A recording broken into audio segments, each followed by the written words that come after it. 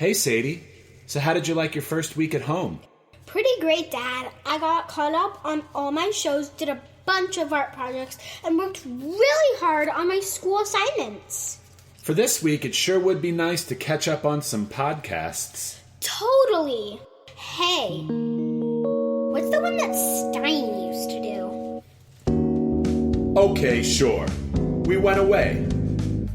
But at a time like this, could we really stay away?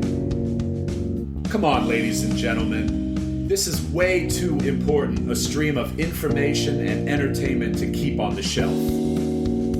So we've rebooted, and we come to you with Steiny, Luke, new ideas, and tons of fun. Folks, breathe easy, and let's welcome back Promoter 101.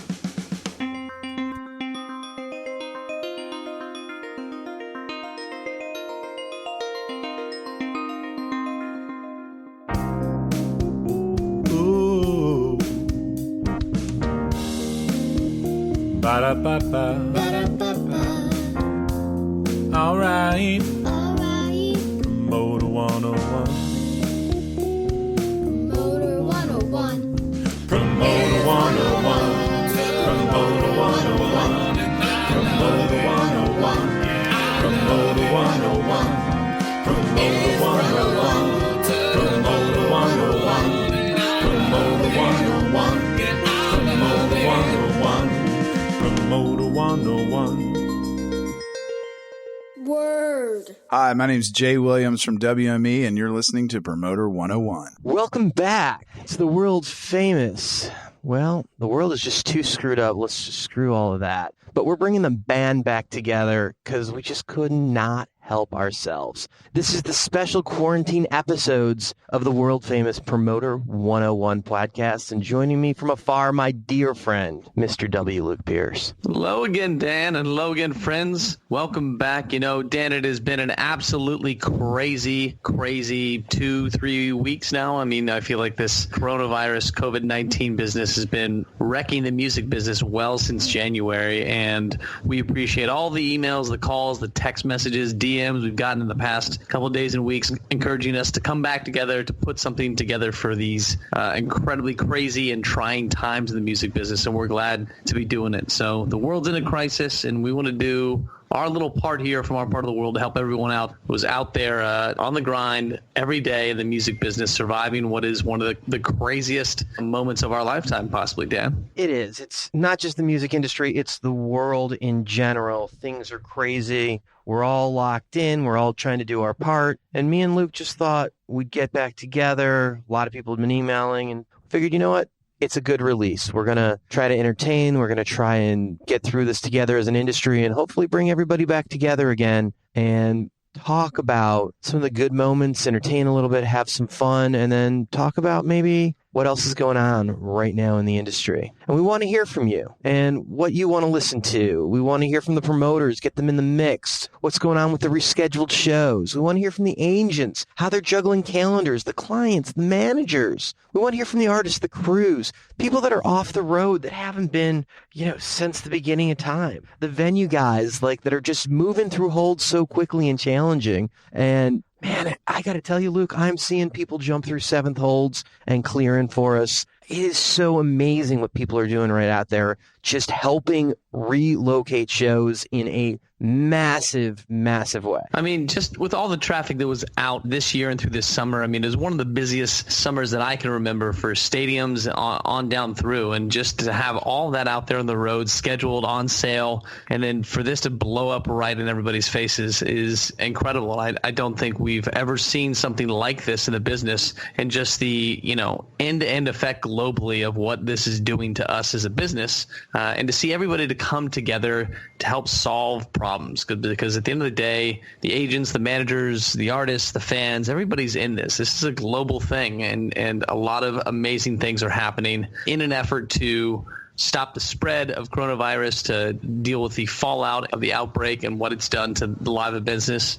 It's been really, really crazy to see and encouraging to see people come together to help fix part of this problem and address the issues that are going to probably be out there in front of us for the next couple months, Dan. Well, it's a crazy time, and we're all doing our part. And I hope everybody just continues to keep the spirit of this together, because we're going to have a hard couple of weeks, possibly months, and we're going to have to get through this. But I love the vibe. I'm seeing notes from friends that I haven't seen in years. I'm FaceTiming with friends to just have that interaction, talking to agents, talking to managers, having real conversations, and working through things on a really genuine level. And I think this is great. So we're going to have some guests on. Everything is going to be done remotely, A, because it's safer right now, and B, because, well, we weren't prepared for this. We really did say when we were going away, we were planning on going away, but we want to do our part, and everyone is stepping up. Some housekeeping for you all. These episodes we're doing during this quarantine time are going to be similar in some ways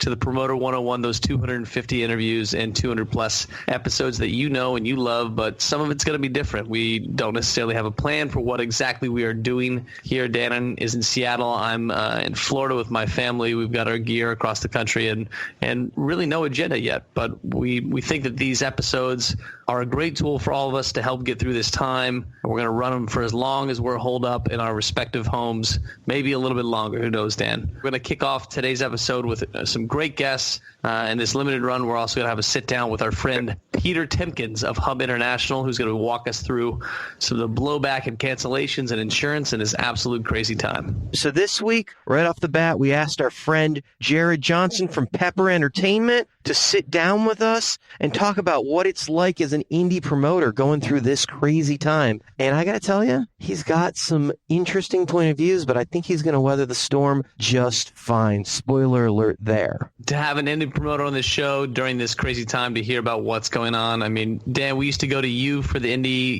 report credit stuff now. Now we really do need to see what it's like out there on the road for some people that are fighting it out, man, with their money. You know how that goes, right? Man, I have never been so thankful for the protection of the Live Nation team, not just financially, but the resources and the education. That there are some really great minds that work here, and I don't know what that would be like without that right now going through this. It's nice to have those mentors there to help guide us through these virgin waters. Well, closing it out after Jered, we've got a little levity on the podcast. We all agree that we could use just a few laughs during this time. So this week we're changing it up just a little bit for this quarantine episode of Promoter 101. Comedian Simon King is here to deliver a little funny for y'all. So like I said, we don't know what we're doing week to week. We weren't prepared for this, so this is newer for us. We got no guests next week to promote in advance. If you got ideas, drop us an email. Let us know. Steiny at promoter101.net. Say, hey, I'll talk to you guys next week because, man, we're figuring it out as we go. As long as we're on lockdown, me and Luke are going to try and keep this going with the help of Connor Merritt. All back in the saddle again, but Promoter 101, baby, we're back, and it starts right now.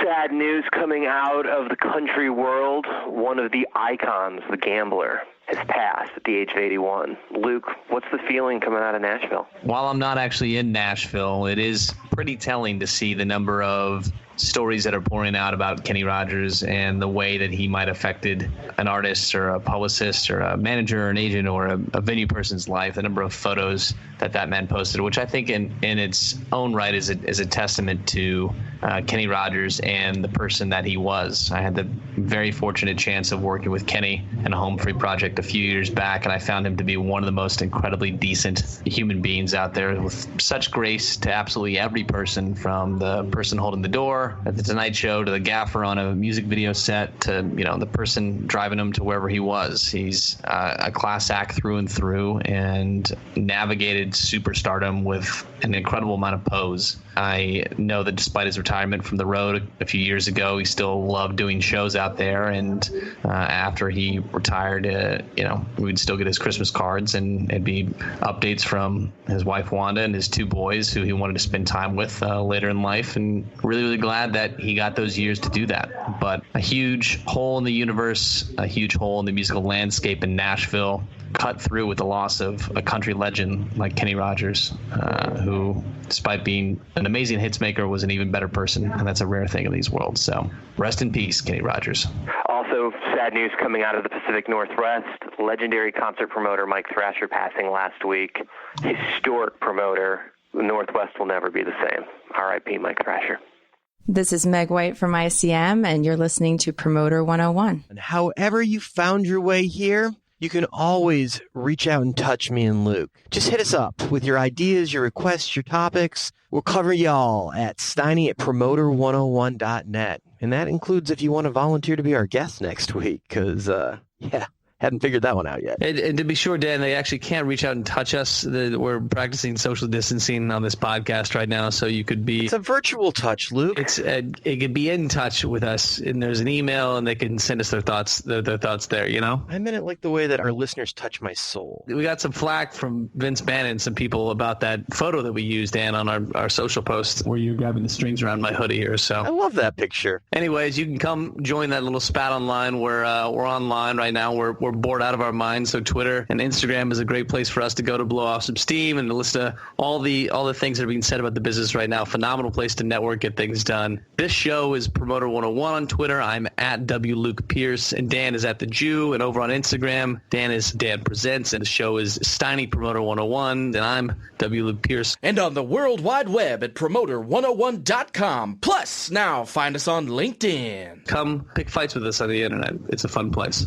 So there's so much going on right now in the industry, and so many people are doing so much good. And we were thinking there's some global citizens that should be recognized that are just doing above and beyond, Luke. Yeah, absolutely, Dan. I mean, for all the stories that you hear, the horror stories about declining business and the interruptions that are happening out there and the layoffs and everything that's happening in the live production business across the board. You know, some promoters and some artists and some festivals have handled this whole crisis with just absolute grace. They communicated what they were doing well if they had to move a show. If their business was impacted, they did the right thing. They paid their artists if they had to. Maybe they refunded ticket purchasers, doing the right things. And this is a hard time to be operating in this business and serving people and serving artists well. And there's a phenomenal amount of stories out there that are horror stories, but I think it'd be important for us to celebrate the people that are doing this well and doing this with grace. And so next week, we're going to do a little game of who's doing it right. And we're going to ask you folks who are listening to the podcast today, if you've got a story about somebody who's been just an absolute citizen of the world,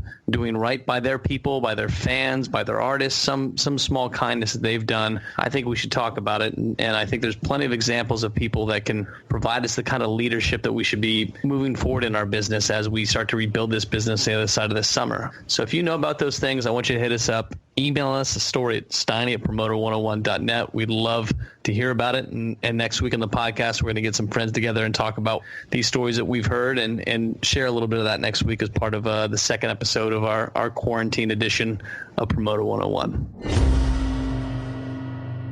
This is Braden Roundtree. I work at WME, and I'm on Promoter 101.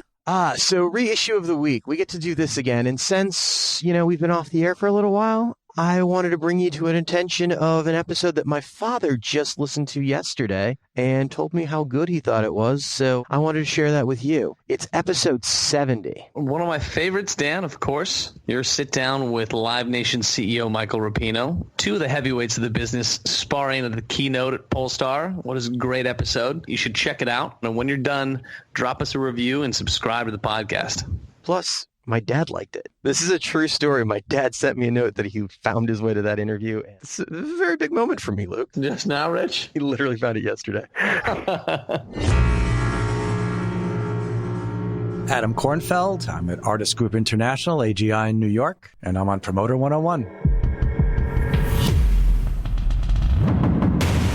News of the week. So while we're not doing news of the week this week, I do want to take a moment to start addressing some of the widespread effects of coronavirus into employment in our business. Read a pretty harrowing stat the other day that 120,000 out of 150,000 IATSE, that's union jobs working primarily on live productions across film, TV, music, had been lost. It's 80% of the workforce. And I think we're just now seeing the beginning of what this virus will do to our business. And And on Friday afternoon, as we walk into the weekend here, we're hearing that Paradigm, Sam Goris, has decided to lay off nearly 14% of its 700-person workforce. It's about 100 people with no jobs going into this new week. And that's a very scary statistic. 14% of any workforce is crazy. And Deadline now reporting that similar and very difficult conversations happening inside WME amongst its partners, who, of course, were long delayed in equity compensation with the fallout of their IPO. So who knows how far this thing will extend. I mean, I certainly feel gutted today for our friends and colleagues and former colleagues at Paradigm Agency and for anything that else might to come. But the reality is, Dan, I don't think we're out of the woods in this thing. This is just the beginning of layoffs, in fact, related to coronavirus. Unprecedented. We saw Slims announce on Friday that they're done after an historic run. You're hearing rumors of other layoffs coming very soon. Everybody's nervous. This is going to be just the tip of the iceberg, it seems. We have no idea how long we're in for. In spite of all this, there's some phenomenal efforts that are being put forward to help people that need it the most right now. And I know that Music Cares and the Recording Academy has launched a $2 million fund to assist musicians and crew that have been affected by canceled shows as a result of COVID-19. I know there are plenty of petitions out there petitioning the federal government for relief efforts and funds, particularly for people in the live business is so widely affected by this time. So we're going to take some time this week and make sure that we post about some of those resources and where you can find them and how you may join in the advocacy efforts that are being put forward by these organizations to help draw some attention to this particular part of the economy that's going to need a lot of help moving forward, Dan.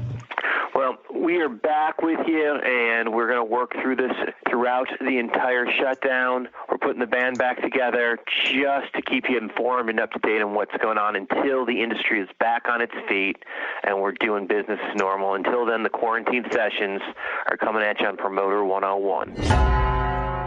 So instead of the news of the week, everybody knows what's going out there. You get an amazing news feed. Today, we've got something very special. We had to ask a very dear friend of ours, Uncle Peter, Mr. Peter Tempkins from Hub International, is here to join the podcast and talk to Luke a little bit about all of the questions you have. What does insurance cover? Nerding out to the word force majeure. A week ago, you guys couldn't pronounce it. Suddenly, y'all fucking speak French. Peter Tempkins right here talking to Mr. W. Luke Pierce on Promoter 101. All right. Welcome now to the podcast, the managing director for Hub International, one of the biggest names in insurance and a dear friend of ours and dear friend of the podcast, Mr. Peter Tempkins. Welcome. Thank you. Great to be here. So glad you guys have resurrected Promoter 101. We've missed it. Well, we are certainly glad to be back. And where are you calling in from today, Peter? How are you? How are your family? How are you guys holding down? What's going on? We are all in Nashville. We came back from Colorado last week where we were when this whole thing hit. And, fortunately, we're hunkered down in the house. And everybody's fine. And the good thing is Barbara's found lots of projects to do around the house. It's the first day of spring, so spring cleaning is actually something of order right now. So good on you for being out in front of it. Look at that. So Peter is the man about town, all things insurance. And Peter, there has been a phenomenal talk about cancellation insurance these days. But COVID-19, the coronavirus, is not covered by just cancellation insurance. So those people without the proper types of coverage are really screwed in this moment. So can you please, just for our listeners, give us the lowdown between the difference between just cancellation insurance and the type of coverage that's going to be needed to cover a pandemic like the one we're experiencing now? Sure, no problem. Keep in mind, I'm going to be talking in generalization. That sounds good. Typically, a non-appearance / cancellation policy covers, to make it real simple, 3 or 4 things. It covers if the artist gets sick, it covers if there's a travel delay, and it covers inclement weather. What about now with this pandemic going on? I can only talk about what my group does when we offer a cancellation policy. I can't talk about what other brokers do or don't do because, quite frankly, I don't know what they do and they don't do. When we put out a quote, we normally, am I going to say 100%? No, we may have missed 1 or 2 over the last umpteen years.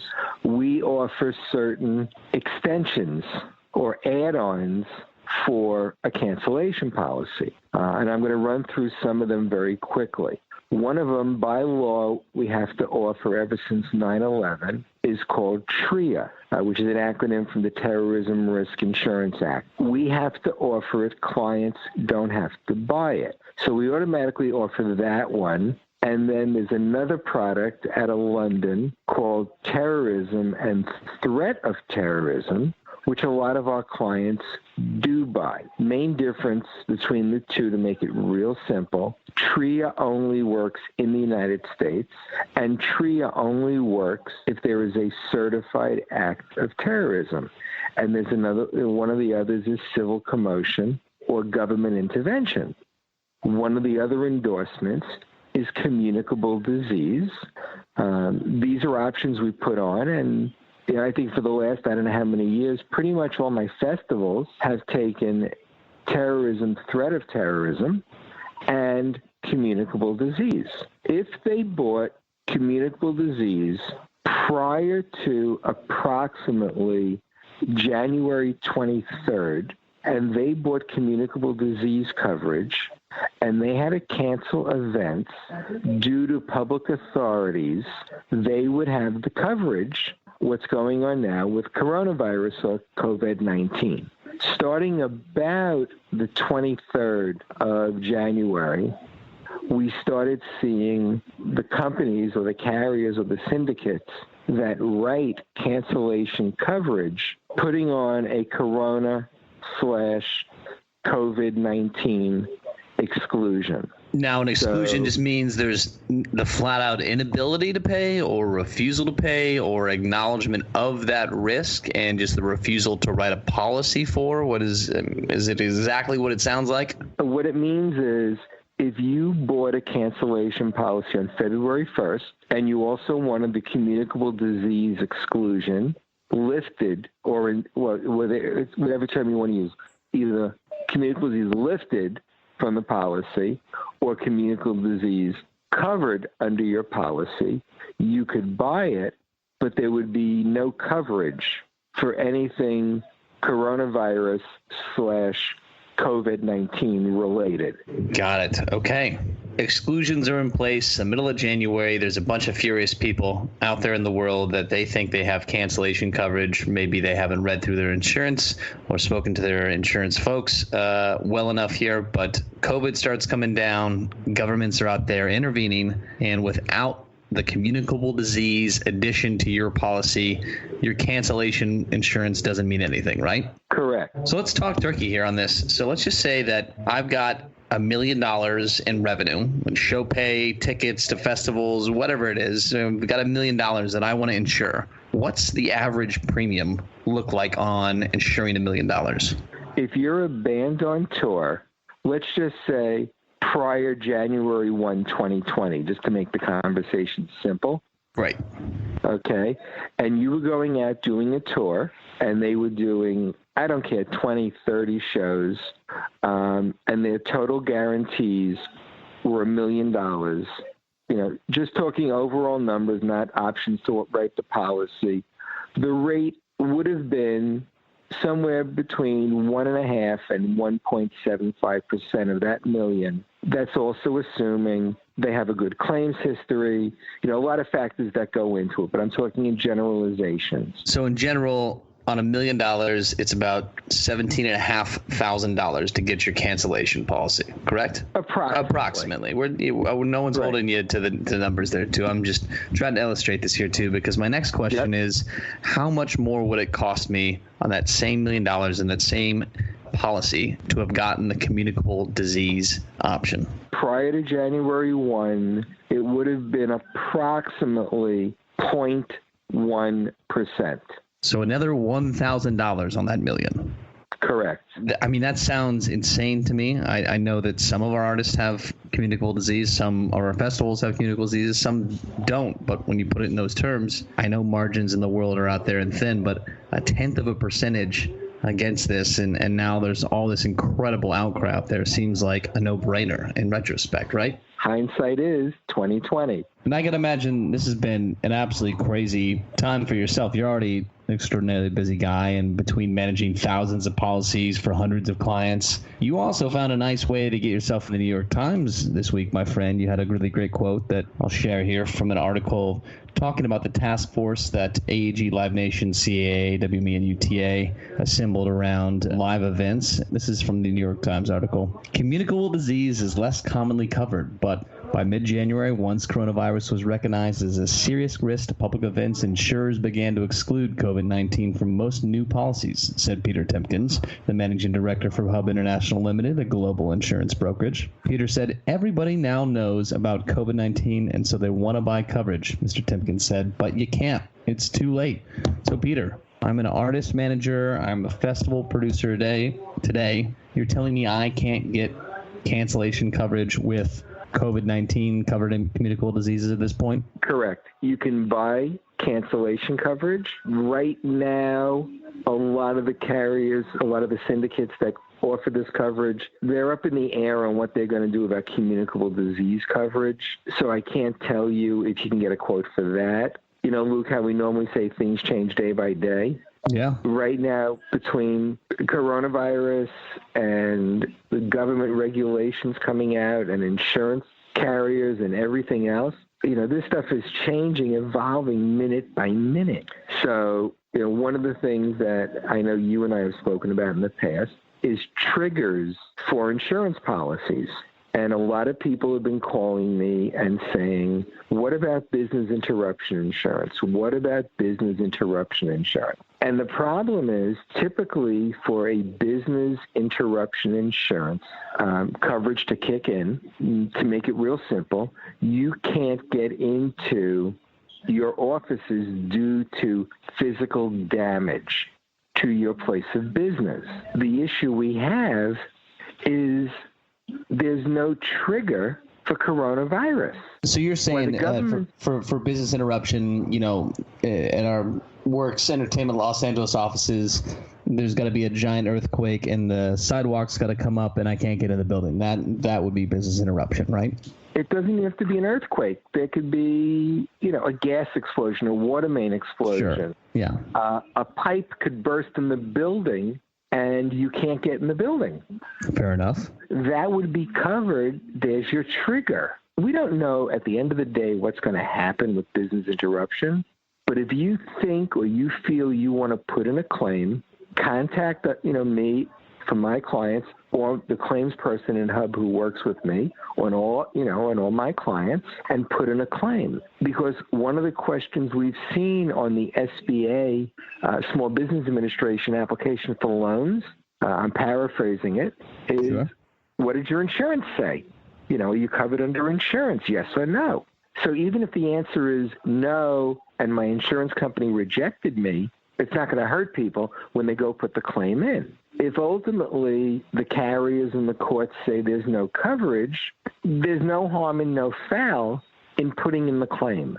Well, we should talk about this in triggers for a second because no one wants to be waiting for a government for their policy to trigger. You know, no one wants to be waiting on some sort of form of authority to designate a timeline for a show that might be playing up when the move is to responsibly postpone or cancel the show in light of all those things. But at the same time, you can't fault the business people behind these decisions by waiting it out until they have access to that trigger or to that claim that you guys have set up here too. So no one wants to be waiting those people. So what do we do to move forward together in order to avoid situations where we're falling into this murkiness of uncertainty at this point? What can we be doing today? One of the things, you pointed it out when you brought up the article in the New York Times that I'm in, where you talked about the coalition of AEG and Live Nation and CAA, and I'm sure I'm forgetting others. And I think people need to start talking. And if you think about it, we've seen it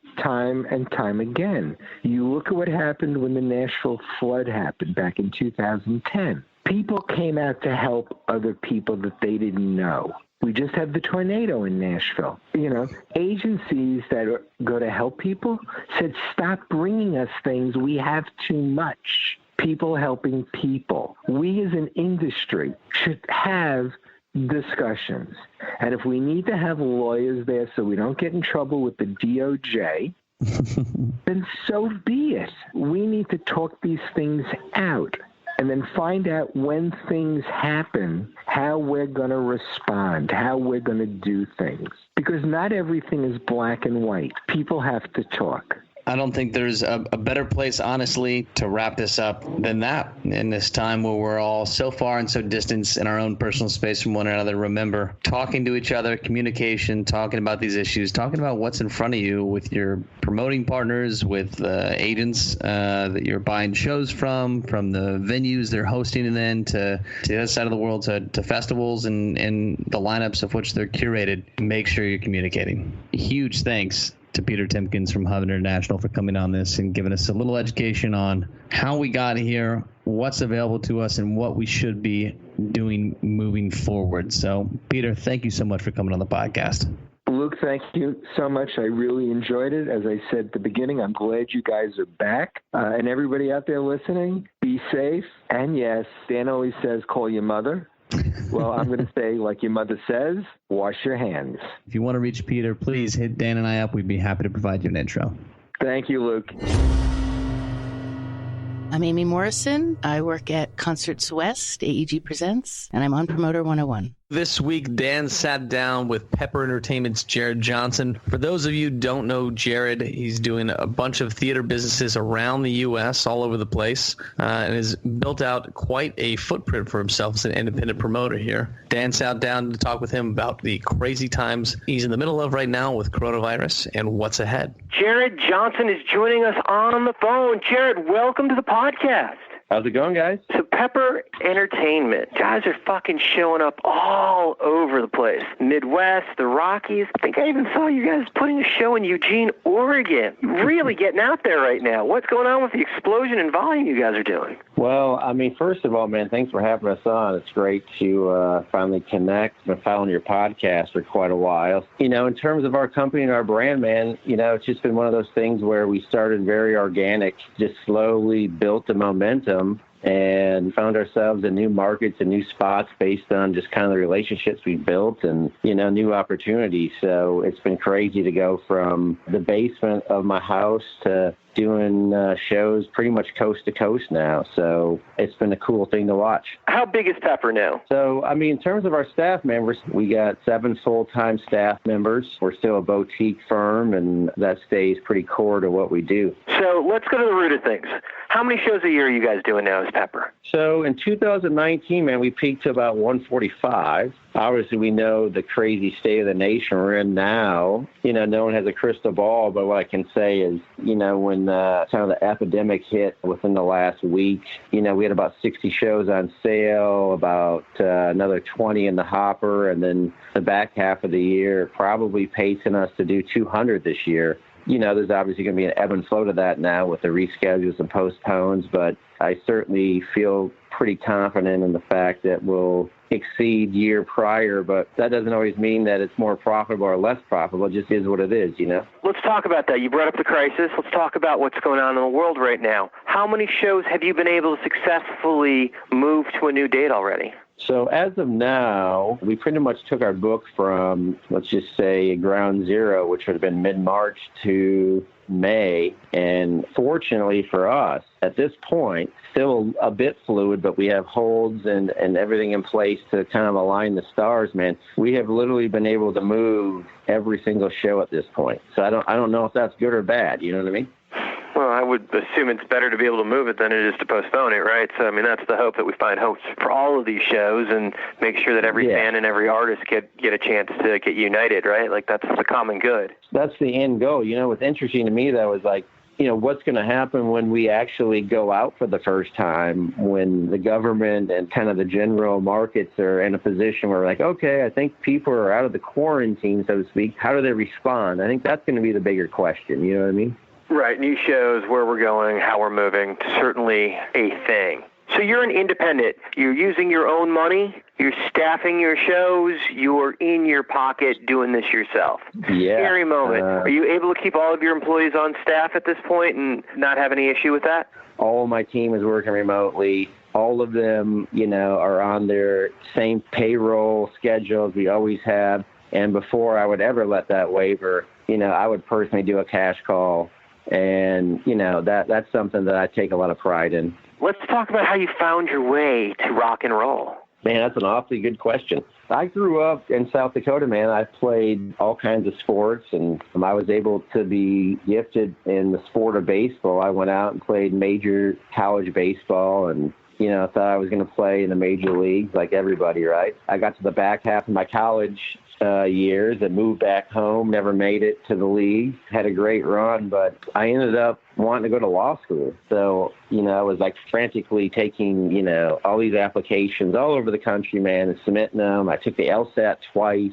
And in the midst of all of that, I had figured out at some point, I was like, man, I'm going to have to pay for all the student loans I didn't get for scholarships. You never think about that when you're 21 blowing your check at the bar, right? At that point, man, I had submitted to a media company called Gannett, who owns USA Today. And big papers.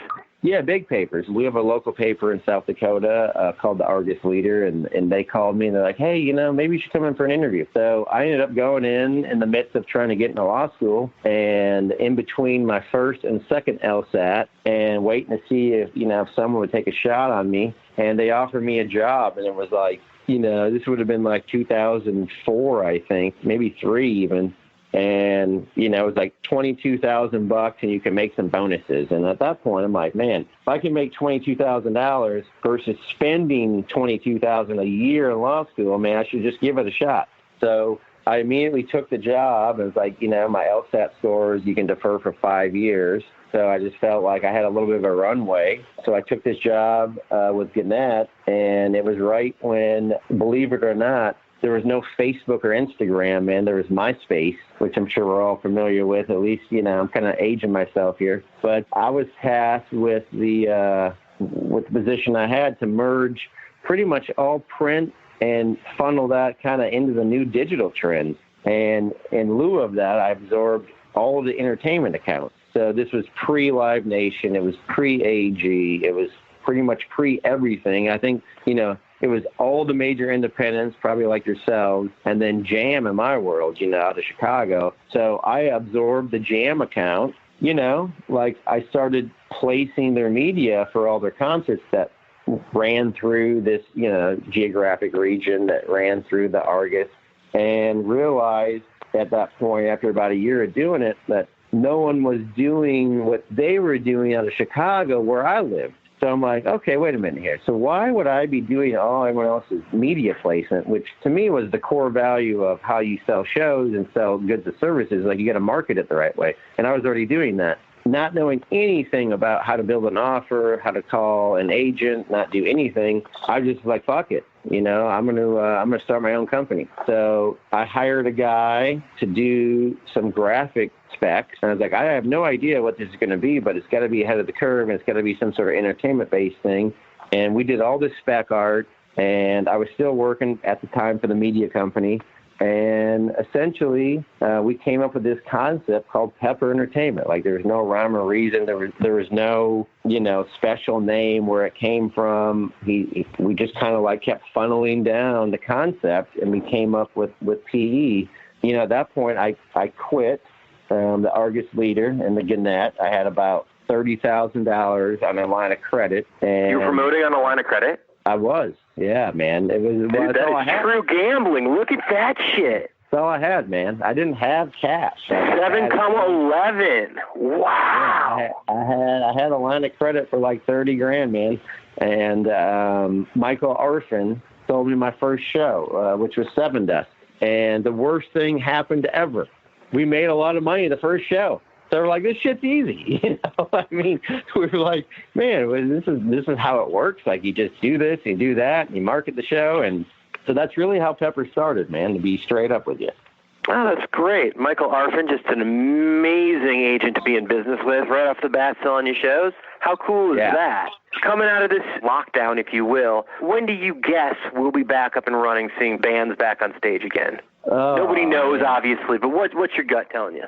I feel like we're still kind of in a point where it's probably, going to get a little worse before it gets better in respect to just the curve we're on. However, that said, I do feel like getting into summer and beyond is going to be a good spot for everyone. And I also feel like even though there's this really hard, unknown question of like, there's a lot of folks that, are bars and restaurants, as we all see, are closing or can only do dine out or take out or whatever. That's definitely going to take time to catch back up. But I do feel like, and I feel strongly about this, that when we kind of all do feel like the coast is clear, so to speak, there's going to be a frenzy for people to get out, go do things, go see live shows, and I think that's an advantage to our market. I mean, the other thing in terms of the industry that we're in, like, we're the escape for a lot of folks. We're the feel good. I know what I'm thinking. I'm like, man, I just can't wait to go out and go to a show or go to a movie or, there's only a few things on that list I want to do, and it all has to do with entertainment. I can't really predict what an artist decides to do or not do, but I feel like spring is obviously dicey, but I just can't imagine all these tours not working summer and beyond. I mean, at some point, the promoters, big or small, they got to re-engage. They need to see cash flow coming in. And then you look at the economy around, it's like, it just can't go on forever. That's fair. Yeah, I think we're all looking for best guess, and we're all trying to get our crystal balls out right now. How far do we have to move the shows? You don't want to move them too far where you're hurting venues where people can be on stage at the same time. Right. You don't want to move shows like too soon where you're going to have to move them again. Exactly. It's tricky, man. So I'm predicting bands will be back on stage January of 2023. I'm pretty sure of it. That's probably a pretty good bet, man. So how do people find you? What's the best way to people reach out to you? We got a website, pepperentertainment.com. Obviously, all of our socials are up: Instagram, Twitter, Facebook, pepperent/blah, blah, blah. You can always email our info account at, info@pepperentertainment.com. Awesome. Well, I can't thank you enough for joining us right here on Promoter 101, being our first guest back in the craziest episodes. It's the end of the world, and Jered Johnson's right here with us on Promoter 101, making the lockdown just a little bit better. Hey, man, thanks for having me. It's bright days ahead for Pepper Entertainment's Jered Johnson. He's a fantastic independent promoter. Can't wait to see what he's going to do in the next couple of years. Hey, it's David Marcus from Ticketmaster. Get your tickets to hear me on Promoter 101. Tweets of the week. It really wouldn't be Promoter 101 if we didn't do the tweets thing, Dan, right? So we got to talk about the ramblings of Mr. Dan Steinberg on Twitter. If you're not already following him, go over right now to Twitter, check out The Jew, and you'll find Dan. Let's start here. Oh, wow. Please try and clear challenges as fast as you can. If you sit on dates, it creates a massive chain reaction. This one's pretty topical for right now. And obviously I was ranting because people we need our 48 hours to clear dates. Dude, let's all bend the rules a little bit and work with each other. And I think we're seeing a lot of that right now. But help everyone get this shit done, please. I would agree with that wholeheartedly. How about this one? I just had a venue GM tell me he thinks he will be back open by the end of next week. He may not be getting the scope of this yet. Yeah, I think the word clueless falls into this a little bit. I think it's going to be a moment. I don't want to predict how long, but I don't think it's going to be next week. How about this one? And just like that, I hate the Tampa Bay Buccaneers. Fuck Tom Brady. Hey, man, that'll do it for Tweets of the Week. Make sure you keep up with all of Dan's ramblings on Twitter. He's at The Jew. I am at The Jew. It's almost like I knew I needed to keep ranting on social media as if we might have to come back. No chance that you were going to stop on the podcast. You couldn't. There's no way. Hi, it's Marcy Allen, president of Mac Presents, and honored to be on Promoter 101. Now, because you all could use a break and you certainly could use a laugh, we're going to welcome to the podcast a special guest, comedian Simon King. Ladies and gentlemen, Promoter 101 has a special treat. Now that we've brought the podcast back during this time of crisis, we think everybody needs to laugh more now than ever. So we've indulged ourselves with this brand new segment called Cocktails with a Comic. And tonight we feature not just any comic, but one of Canada's funniest club headliners and someone I truly find to be one of the most entertaining people on the planet. Please welcome right now, Mr. Simon King. Oh, hello. Hi, everybody. I don't want to be here. not here specifically, but like I'm not doing this because shit's going well, right? Like no one does stand-up because they're happy. That's the thing is like stand-up comedy. Like I'm doing this because I have a hole in my soul the size of my childhood. That's where comedy comes from. Like no comic wants to be a comic. We all wanted to be actors, but crunches are hard, so we end up here. And on the entertainment hierarchy, stand-up comedy is slightly above mime and slightly below giving loose hand jobs under a bridge, which has a better retirement plan. So that's why we're here. That's the thing is that people always ask you, they go, hey, Simon, where do you get your ideas from? And what you have to say is, well, the world's a funny place. Watch the news sometime. What I'd want to one time be able to say is, funny story. People knocked my lunch out of my hand in grade 10 and called me fat loser. Ta-da! Like that's where we come from. That's the thing. People, and that's why comedians don't trust good-looking comedians, because we know they're up to something. Like, yeah, you can say funny things if you're good looking, but you don't have that thick, deep, heavy patina of years of misery and self-hatred that makes you truly fucking hilarious, right? Some guy who's 6'4" with 3% body fat shows up at an open mic. Dating's hard. Is it jawline? Fuck you. This is our thing. All right? I don't come to the gym and kick the kettlebells out of your hands. You fuck off. We're here because we're broken. You're more broken because you're listening to it. What kind of psychopaths sit there listening to a person pour their soul out, just feeling better about this, probably drinking like Roman emperors? Bring on the fat man to cry for my entertainment. Just the short and don't get me wrong, I love you for it, because without you, this is even more sad. Without you, this is just me in a room, miserable, with nobody around, and people going, well, maybe he comes in every week. There's a halfway house nearby. Maybe that's what happened. So that's the thing. It's like a comedian. It's not a healthy. It's not a good. It's not a normal thing to be doing with your time. And I have this buddy. He's like a man Kardashian. He just doesn't know how the way the world works. Like he's a lovely guy, big heart, but he just doesn't understand. He's always had money and looks and success. He doesn't understand. I was sitting in this motel room once, just sitting there, just wondering how much rope I got, just minding my own business. Just in the middle of a road gig that's terrible. And he calls me, my buddy, and he calls me, he goes, hey, Simon, I got some bad news. I'm like, what's up, buddy? He goes, I'm a bit sad. A bit. You lucky motherfucker. A bit sad. A bit sad is my goal with my therapist. Fuck you, a bit sad. If I woke up tomorrow and I was just a bit sad, I'd put on a coconut bra, knee cymbals, and take my dick out at the mall. I'm just a bit sad. You know how many handfuls of Wellbutrin and Effexor I have to take to get to a bit sad?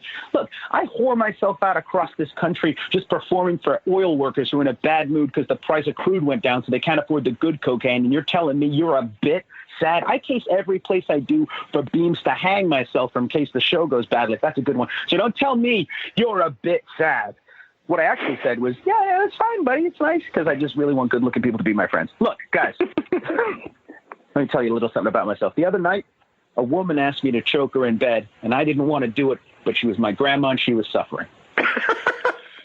I'm at that point, too, where I'm old enough now. I'm in my 40s now. And it almost, because I typed what I like into YouPorn, no results. No results. I don't know if you guys know how the internet works. There's always results. You don't want to get to the end of porn. You don't want to win porn. You know what I mean? Like, you don't want to beat the big boss, which is what I call it. Like, you don't want to, that's not good. You know what I mean? This is a bad place to be. Yeah, it doesn't even satisfy me anymore. I'm old enough now that, like, if I want to watch videos on the internet and get deeply satisfied, I just watch YouTube videos of people accomplishing their goals. That's satisfying. One guy's like, over the next 3 YouTube videos, I'm going to build a shed. And he fucking did. He went down to the Home Depot. He got some wood. He Amished that shit together. I've never finished a smoothie. This guy's got a porch in his backyard. One guy's like, I'm going to learn to play the oboe. And now he can play the fucking oboe. He's walking around his backyard, all Peter and the Wolf Pack. I was so proud of him. I let go of my dick and applauded. Guys, I think what I'm trying to say is I just want to know, who would you rather fuck, God or the devil? The devil, right? Yeah, he's a good time.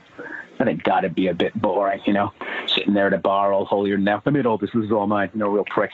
The devil's in the corner, stripped to the waist, killing tequila into people's faces, just playing Slayer out of his asshole. That's the guy you want to party with, right? No holds barred with Satan. He's a party. But then again, also, you know, God's got a kid. You got to meet him. That's so good. I'm going to fuck Satan. That's what I'm saying, guys.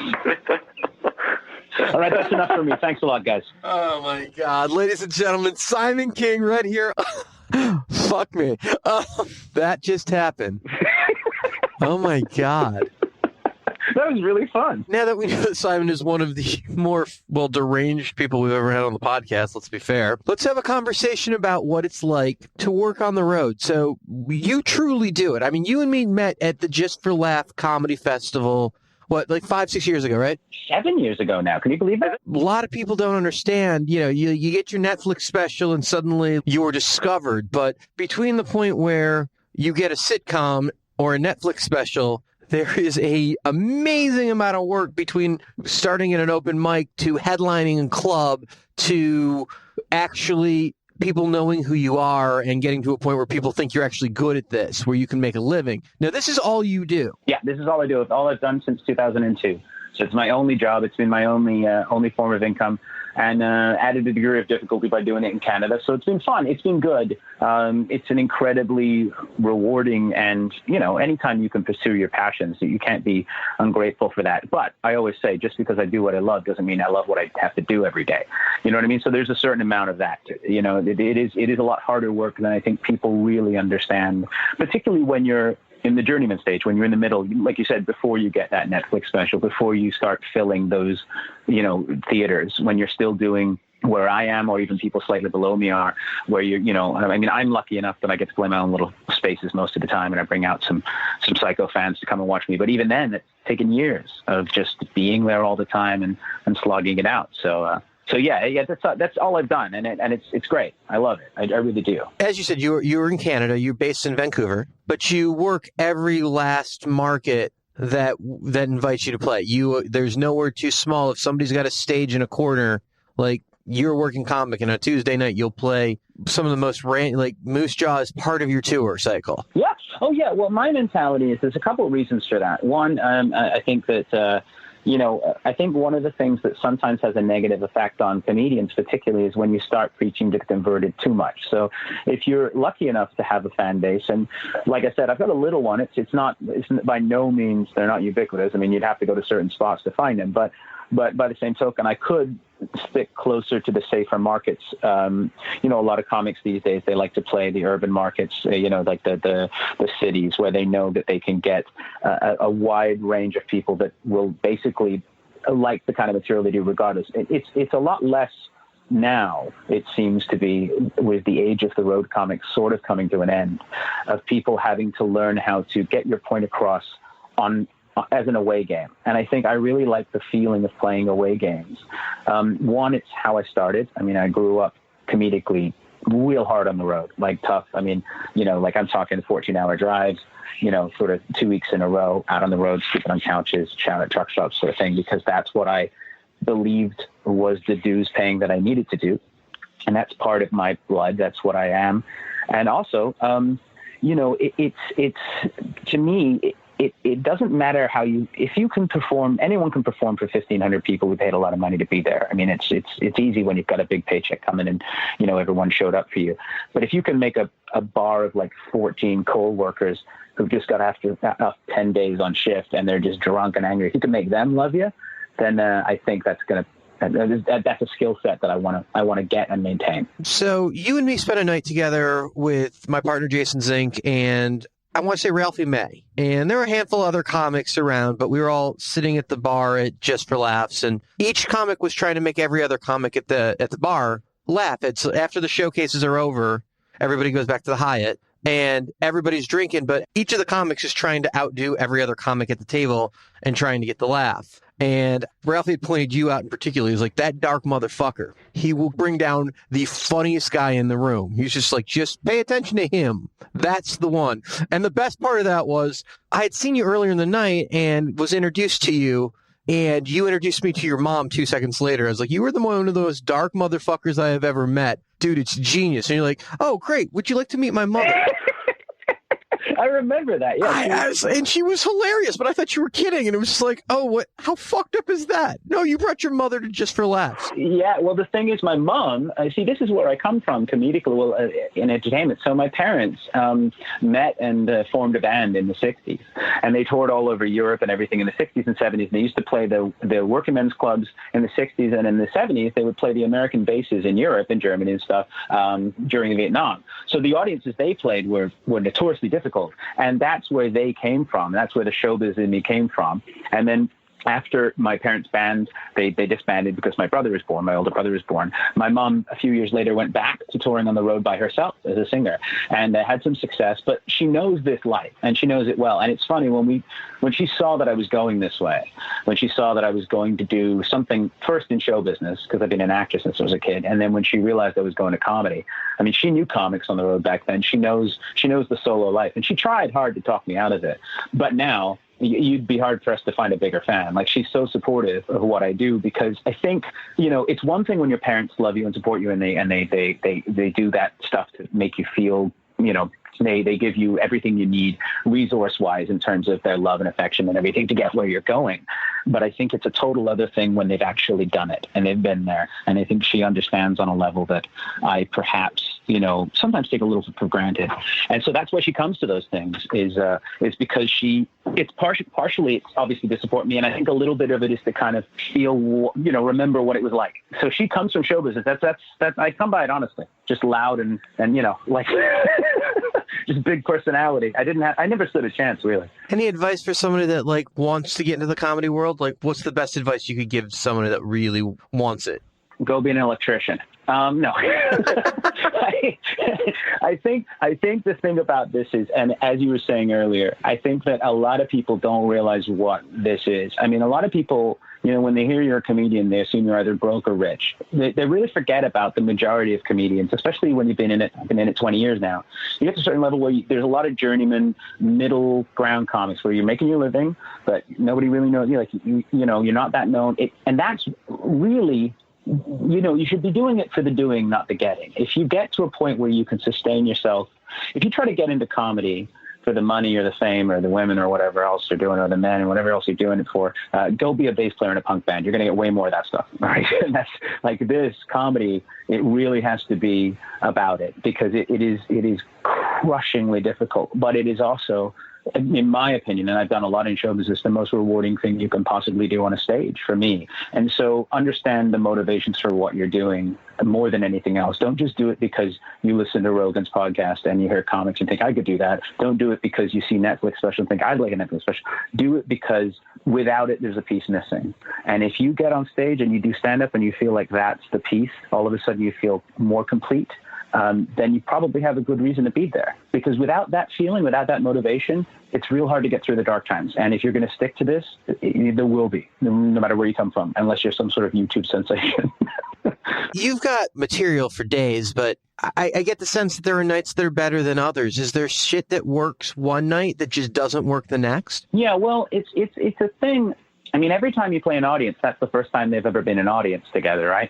So you have to understand that no matter what you're bringing to the stage, they've never as a group collectively heard it. And audiences are like, humans are pack animals essentially, and they'll follow each other where they go. That's why laughter is contagious and stuff. So you have to understand that certain things have to hit a certain percentage of the audience for it to work.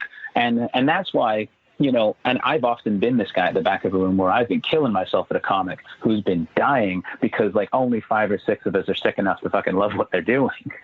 She's up there saying something horrendous or he's saying something and we're killing ourselves. And that's because you require that adaptability for audience. So the most important thing you can do is be able to read a crowd. Without that ability, all of it is moot. And then the next step is having the tools. I liken it to being, you could be the greatest sculptor in the world, standing in front of the most beautiful piece of marble. But if you don't have chisels, you're not making anything.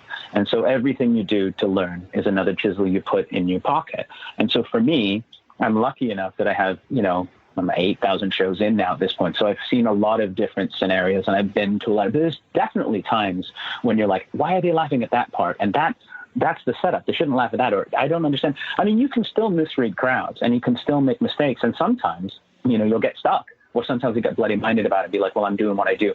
And those are the nights when it becomes difficult. You can almost tell within, the first minute or two if it's going to be easy or hard. You could still kill, but it could be difficult to kill.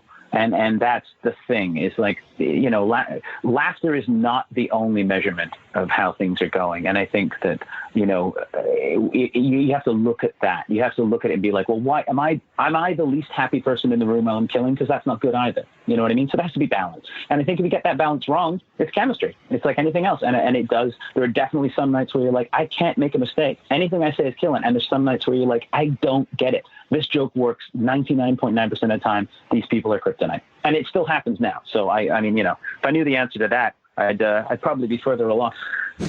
Well, it's funny. As much comedy as I've gotten to promote and comedians I've worked with over the years, I've always gotten to learn a little something special, because you see a band do a set and you catch them a couple times on the tour and you start to pick out which bands are playing different shows every night and which bands are playing the same show every night. But when you see a comic, even if they have a set, it changes and it's a different thing. It's an art for them. It's fluid. Suzanne Westerhofer is one of my favorite live comics, and she's amazing, but she used to tell me 13 is a funnier number than 14. She's like, I used to tell a story about when I was 14, and when I decided one night I screwed up and I said I was 13, that was way funnier. I don't know why, but it turned out every time I said I was 13 versus 14, 13 is funnier. People like the joke better because I was 13. It's the little things of knowing your craft that well, of doing it that many times, of getting it and knowing the audience well enough to knowing 13 is funnier than 14.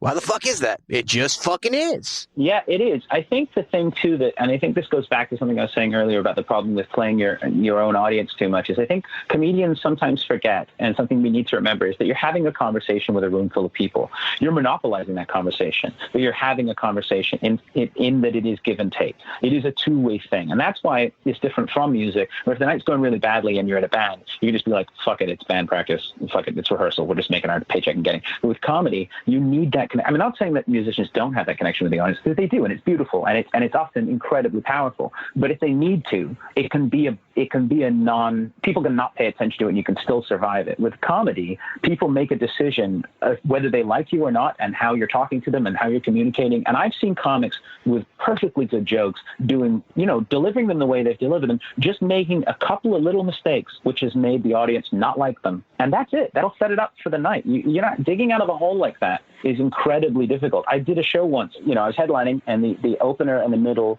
this group of women in the front row had just been brutal to them. They were just being like under their breath heckles, like, that's not even funny, like whatever, like for these guys. And I was sitting in the back getting madder and madder, because there's very few things that'll piss me off more than like when people go after younger and newer comics for no reason, like just being shitty to them. I feel protective over that. And so I got out on stage and I made it my mission to give these women PTSD. Like, I just went out. First thing I did was just at war with these women. Now, here's the thing. The people around them thought it was hilarious. People about 4 rows back had no idea why I was doing that, because they didn't know these women were heckling, because they were doing it so quietly. So it literally just looked like I came out on stage and just started yelling at a table full of women for no reason. That set the mood for the room very strangely, and it took a lot of work to fix it. Now, it was fixable because I figured out what happened as I was doing it and explained it to them. But the problem with that is you don't know what you're doing. It's an extreme example, but you don't know what you're doing that might affect the way the crowd perceives you. I had a friend who's formerly a doctor and became a stand-up comic. Good-looking guy, used to be a doctor, and he comes out and he goes, I'm a doctor and a stand-up comic, and just people hated him. If he came out and said, I'm a bad doctor, I used to be a bad doctor, and now I'm a stand-up comic, people loved it. And it was because it's a level thing. You always have to be seen to be the fool, even when you're outwitting them. You know what I mean? Sounds like a mental chess game on multiple levels. It kind of is. It's really fun. It's really challenging to...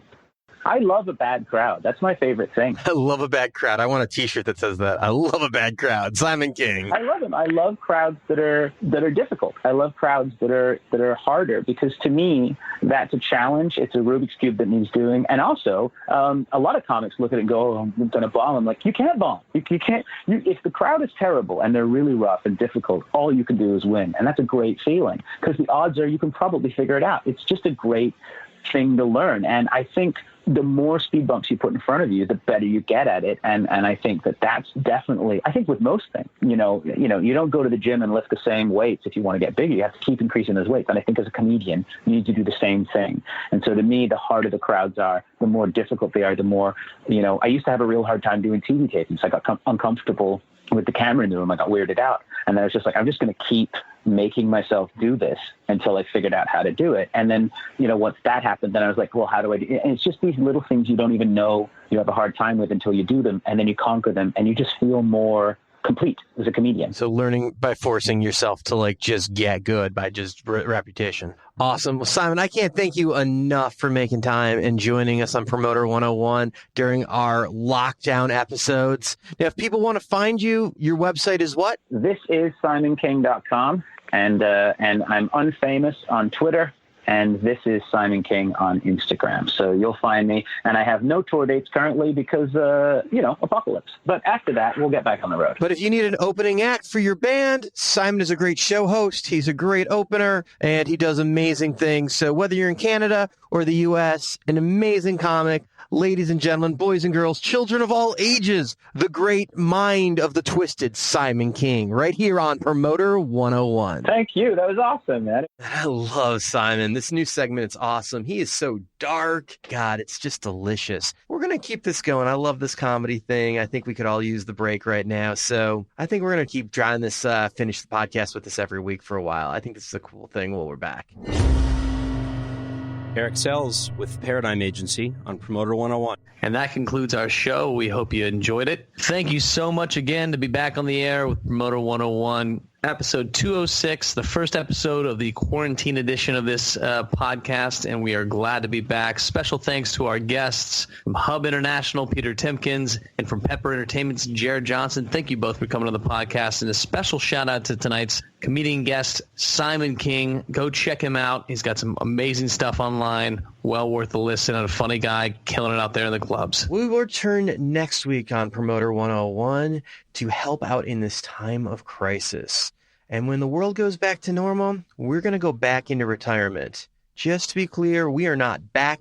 We are just visiting. And a special shout out and thank you to our good friend Craig Newman, who put together the coronavirus remix of Tongue Bath, the Promoter 101 theme song that you heard at the top of this podcast. And we'll be closing it out tonight with an original from Mr. Newman, who's so graciously given us his music. You'll have to check him out. And until then, we're wishing your shows come back and play as soon as possible. And hopefully those will sell out as soon as we get them back. But until then, cheers. And seriously, call your mother. She's absolutely terrified. She's so worried about you. Possibly your father. And, if you have any legal questions, I suggest you all call Jason Bernstein or email him because he's definitely listening and he wants to hear from you. Anything to be doing right now either, too. He's just waiting. I imagine he's a lot going on right now, actually. I imagine he's the busiest guy on the fucking planet right now. You know what's awesome is Jason Bernstein. Yeah, he's awesome. Promoter 101. Call your mom. We'll see you guys next week. Hi, this is Jamie Kelsel, an agent at APA in Los Angeles, and I am on Promoter 101.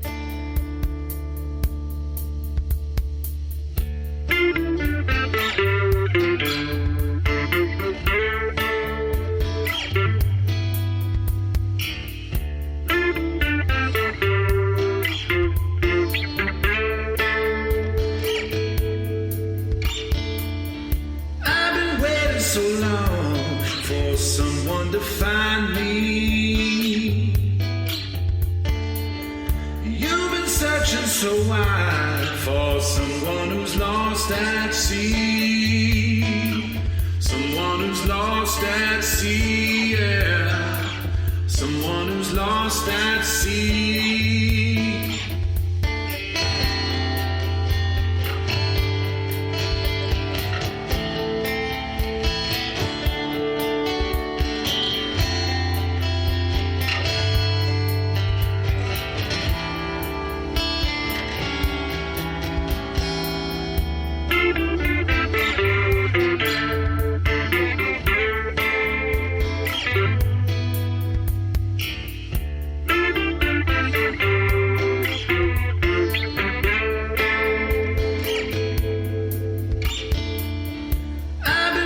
So long for someone to find me.